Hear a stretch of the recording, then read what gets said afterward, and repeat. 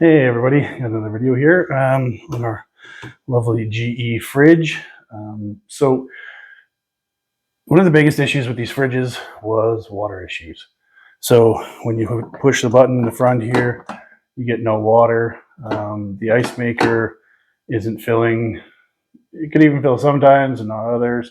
The biggest problem with these fridges is actually that piece right in the back that screws, or that the filter screws into. It's called a filter head housing, and it was problematic, is what it was. So I'll show you how to diagnose this. If your line on the back of the fridge decides to start smacking against the wall, but nothing has changed in your house water-wise, it's probably this filter head housing. If the water slows down to a little tiny trickle, it's probably the filter housing. If your ice maker is making very tiny cubes, it's probably this guy. So yeah, I'll show you how I test them, and yeah, we can figure out what's going on here. So we've already figured out we don't have water to the door. It obviously isn't hooked up to water right now because I have it in my garage, but the homeowner had told me that they weren't getting water. They'd get maybe a little trickle and then nothing. So we'll go to the back and I'll show you how to diagnose this. Okay, we're at the back here. So first things first, unplug the fridge. We won't need it plugged in. We won't need power to it or anything. So this line here is where your house line will connect to. And from here, it goes up to the filter. Let's see if I can show you the inside. So it goes all the way up to the filter, right on the back there. The other line comes out of the filter and back down to the water valve right here. So the way we can check this is you can take the connection off of this house line. Make sure you turn off the water because we don't want you getting flooded out here. So turn off the water, disconnect this line, and then take the hose coming out of the wall and hold it into a bucket. And then get somebody to turn it on, and turn it on slowly because sometimes it can blast right out of there. So hold on to it tight. You don't want it hitting the roof. So once we've made sure we got water there, rehook this connection back up, make sure it's tight. Then we can go to this connection right here on the water valve. So basically this sucks all the water up through the filter and pushes it out to the door and to the ice maker. So what we're going to do is take a little crescent wrench, or a big crescent wrench, whatever kind of crescent wrench you got, or even I guess the proper size wrench would even do, I suppose. So we're going to crack this line, turn the water off again before we even crack this line, I guess. Then we can undo this,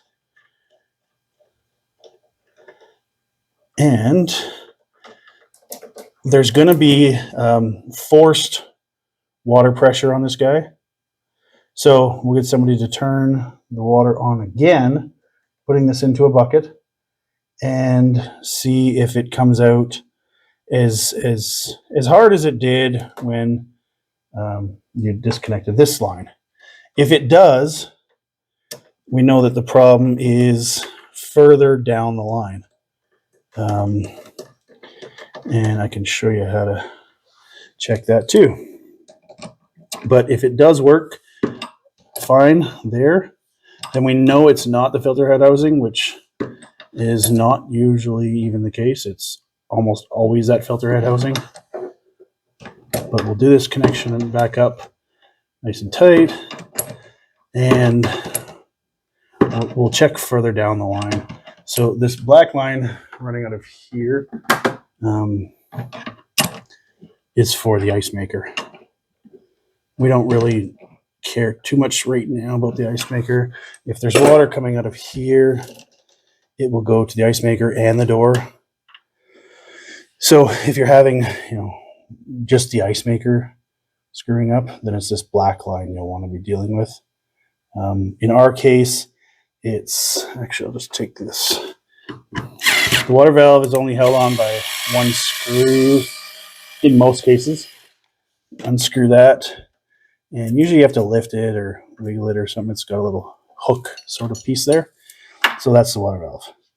This side that comes out goes to the door. This side will go to the ice maker. So it's got two separate valves. So what you can also do, if you're not getting any, if you push the button on the front of the door and it doesn't make any sound, then that can be an electrical issue. So what you can do is put your meter leads on the valve and see if it's okay. I'll show you what I'm talking about here. So we're just checking resistance.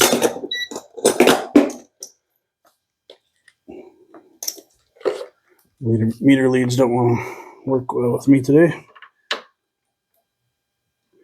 So here, I'll show you. You can see that. Okay, so you put your meter leads across the valve.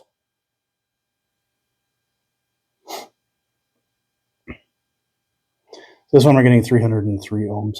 It's what you want to see is that you have some value of ohms. If it says 0 or OL, well, if it's at 0, the valve would be closed, and that wouldn't be good. But if it says OL, then we know something inside the actual valve is broken. I'm just going to check this other side for the ice maker. We're getting 179.2. So yeah, both of those valves are fine. But if you were hitting that front button and there was no noise being made, this can be your issue here. So anyway, we want to follow this line here to the front of the fridge to take it apart at another location to test and see if we have water at that location. Because what this fridge has is, as soon as it comes out of here, it goes up into the fridge section. Inside the fridge section, there is a coil of hose that's exactly like this stuff here. Usually it's just 1/4 inch tubing, but it's a huge coil. And the reason why they do that is to make sure that when you call for water at the door, it's cold water that you're getting. So they're just using it as a little bit of a water cooler, I guess, as well as a fridge. So we'll go to the front and I'll show you where we're checking that. Okay, so we're at the front of the fridge. This is the freezer door.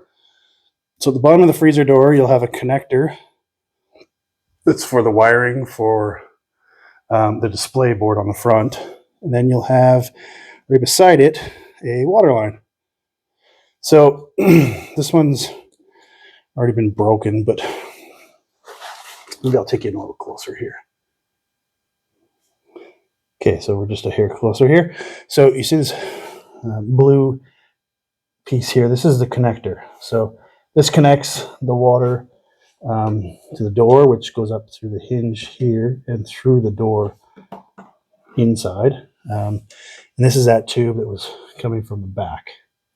So what you want to do is push in towards the connector on this white piece and then pull out. It can be really tough to get off sometimes, but it's just make sure that little white piece is actually pushing in all the way around, and you'll get it. So with this hose here that came from the back of the fridge, so now the water is coming in from the wall up to the filter head, down to the water valve, and then through the coil in the fridge, and then down to here. So if it comes out of here just as good as it did out of the valve, or just as good as it did out of the connector to the wall, then we know that nothing is plugged at the connection, or the nothing in that coil that's inside the fridge. Sometimes if your fridge gets too cold, that coil can freeze a little bit and cause a plug, and then it's a little bit of a nightmare, and you got to take everything apart and heat it up a little bit to get things moving. But so if the flow is restricted here, but it was good before this, you know that it's that coil that's inside the fridge section. And I'll show you that in a minute here. But so if it's good here, then the problem has to be from this connector to the door piece here. So the little hose is right there. It's kind of hard to see it, but so it's right there. So something in between here and the bottom of the fridge is plugged or kinked off, or something like that. So that's where you'd be looking. I'll show you the inside of that fridge now. Okay, so like I said, there's a coil in the back here, and the only way you can really get to it, actually this one has a different coil than I actually thought, so it's different. There's also a light right here, so if that upper light is actually working, this bulb is probably just burnt out. But anyway, so take out the crisper here, pull out the crisper holder top thing, and this is, you see that? So yeah, that's usually it's just a big coiled up mess in behind here, but these guys actually use big thick tubes, so they were less likely to actually freeze in these guys. And it's quite a ways from the incoming air from the freezer. But if you look down here, that is the tube right there that came up through the bottom of the fridge. And then it goes through these coils, back down underneath the fridge, and then to this door. So I will show you, if you have good water pressure coming to the fridge, but not a lot of water pressure coming out of that filter and back down to the valve, I will show you how to change this guy. Okay, so there's numerous ways to do this, but what we have to do is get that filter out of there. So yeah, once again, the part is called a filter head housing, which makes a lot of sense because it is the housing that holds the filter, and it's, I guess, kind of the head of the filter. So if you look in the back there, there's those two screws holding this guy on just above there. Hopefully you can see that. So you undo those two screws, and then you disconnect the incoming water supply on the back, and then disconnect the line going to the water filter. And then you can pull the whole assembly out through here. Okay, so there's a little cap. This is where these two lines come through. You undo these two, and the two lines, like I said before, going down to your house supply. Make sure you turn off the water before you do that. You don't want a big mess. It's got this little gummy stuff in here. Try not to wreck it too much because you're going to have to put it back on once you put the new one on. But it's more or less just to block any hot air from getting into the fridge section through this hole. So I'm actually going to undo this line again, unplug the fridge, just because you got to put your hands down and where there's electrical and stuff like that. May as well not get electrocuted. So just crack the line here, and we undo that. Usually it only takes a couple turns with your wrench, and then you can just spin it off. To get it out of the valve, you got to kind of wiggle it sometimes. It jams itself in there. It's got a little bit of a funny shape to it, so it actually sits down inside of there, and this piece pulls it all together with the nut. So we'll let that leak everywhere, and I'll pick you guys back up here. And what we'll do is we'll go to the front, and you'll be able to see how this whole thing comes through. Okay, so we're back at the front here. So there's just 2 1/4-inch screws. They're kind of tough to get at. I can't even get in there with my screwdriver. I got to get just my regular screwdriver with a big adapter on it, I guess. That'll get me in there far enough. So actually, I think I'll just use my screwdriver. Why not? I'm kind of going to get in the way, but... So these screws don't need to be very tight when you're actually putting it back in. Just, I don't know, just a regular tightness I get. I don't know how else to explain that, but it's just plastic, so you don't want to over tighten it and crack it. So once those screws are loose, you can lean this forward. Usually they'll just fall out somewhere where you can't find them. Pull this whole thing through with the black piece, and when the fittings hit the back of the opening there, it'll be a bit of a bugger to put through, but that is how you change the filter head housing, which is, like I said, at least 95% of the time the issue with GE fridges. They just, I don't know, didn't have a great filter head housing, I guess. So that's it. Putting the new one back in, you just reverse everything. You, from the inside here, feed the tubes through the hole, go to the back and pull the whole thing through. This black piece should be sticking out of the back of the fridge just a little bit. That'll help seal that hole in the back.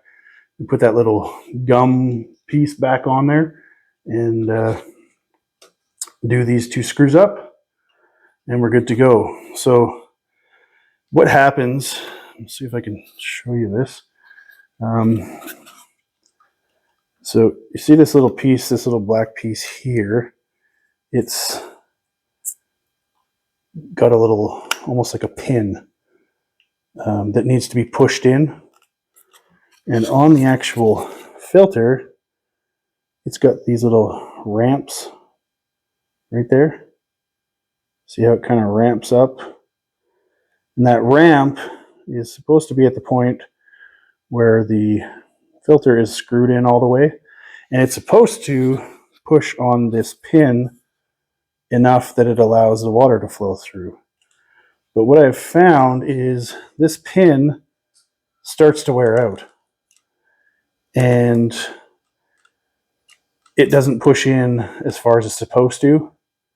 What you can also have is it can be the filter being the issue, because sometimes these little ramps, for some reason, aren't as big on a replacement filter.